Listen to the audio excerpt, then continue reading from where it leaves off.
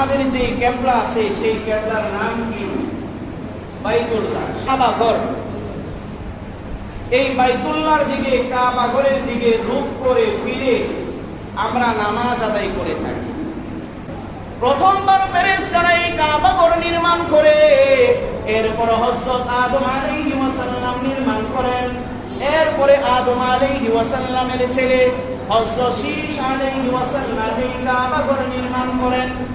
চতুর্থবার হযরত ইব্রাহিম আলাইহিস সালাম এই কাবা ঘর নির্মাণ করেন। পঞ্চমবার কাবা শরীফ নির্মাণ করেন আমালেকা সম্প্রদায়। ষষ্ঠবার নির্মাণ করেন জুরহুম গোত্রের লোকেরা। সপ্তমবার নির্মাণ করেন কুসাই বিন কিলাব।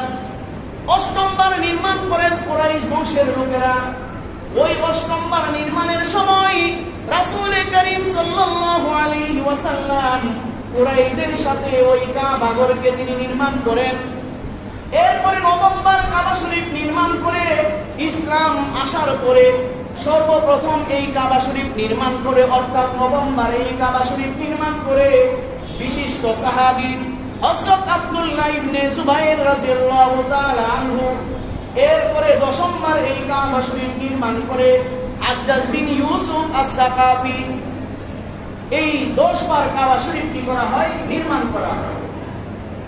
এই দশমবারের পরে বাদশাহ হারুনুর রশিদের যুগে ওই বাদশাহ হারুনুর রশিদ চেয়েছিল এই কাবা ঘরকে পুনরায় নির্মাণ করার জন্য।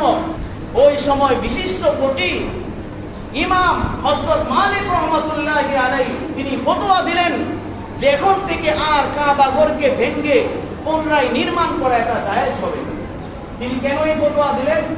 এই কারণে ফতোয়া দিলেন, যদি দেখা যায় প্রত্যেক বাদশাহ আসার সময় তার কৃতিত্ব, তার গর্ব জাহির করার জন্য সে কাবা ঘরকে নির্মাণ করে, তাহলে দেখা যাবে বাদশার পর বাদশা পরিবর্তন হবে, আর প্রত্যেকে এই কাবা ঘর নির্মাণের খেলায় তারা মেতে উঠবে, তাদের কৃতিত্ব, তাদের বরত্ব প্রকাশ করতে চাইবে, আর কাবা ঘরের মর্যাদা তখন থাকবে না।